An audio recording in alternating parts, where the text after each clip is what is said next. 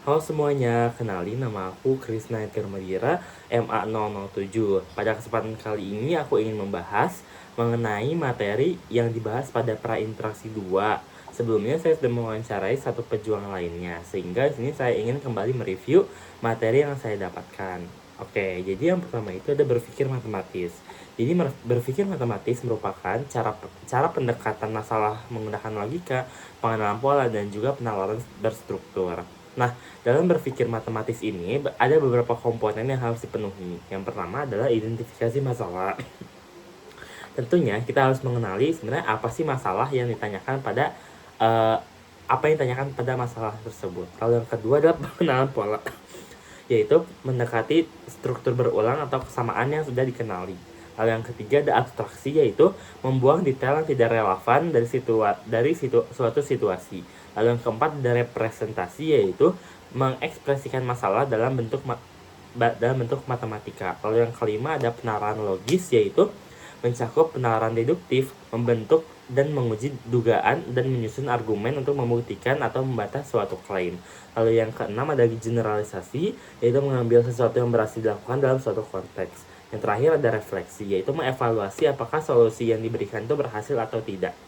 Lalu di sini saya akan menjelaskan mengenai anatomi dari sebuah argumen. Tentunya dari sebuah argumen itu ada beberapa ada beberapa yang harus dipenuhi. Di antaranya yang pertama itu ada premis. Premis itu merupakan dasar pemikiran, atau kayak premis itu digunakan sebagai bukti atau landasan memperkuat pendapat yang dikemukakan. Ada yang premis mayor dan juga premis minor. Lalu yang kedua itu ada penalaran, atau penalaran adalah proses menggabungkan premis-premis untuk mencapai kesimpulan. Penalaran itu ada 3. Yang pertama itu ada penalaran deduktif, penalaran induktif, dan juga penalaran abduktif. Lalu yang terakhir ada kesimpulan atau klaim akhir. Oke.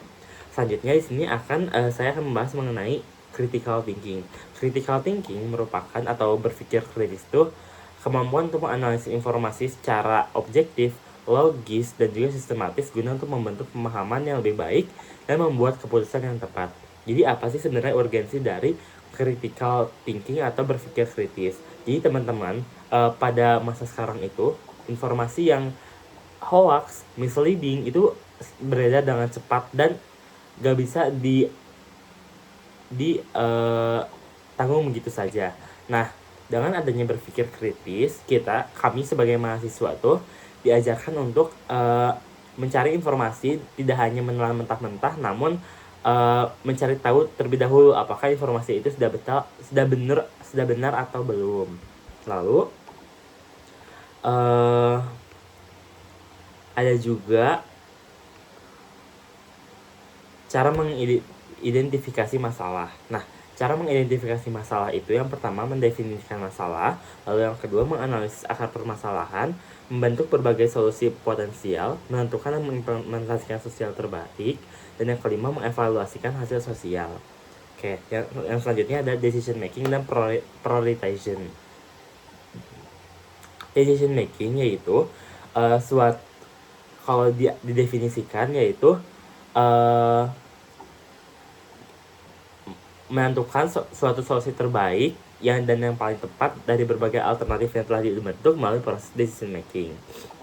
Lalu tools dari decision making itu yaitu ada decide model, yaitu yang pertama define the problem, yaitu kita harus merumuskan suatu masalah dengan jelas. Lalu yang kedua ada establish kriteria, yaitu setelah kita merumuskan suatu masalah, kita terapkan kriteria keberhasilan. Lalu yang ketiga, consider the alternative, identify best alternative, dan develop plan, dan yang terakhir ada evaluate. Lalu yang terakhir saya akan membahas mengenai logical fallacies and cognitive biases. Jadi dalam cognitive biases itu adalah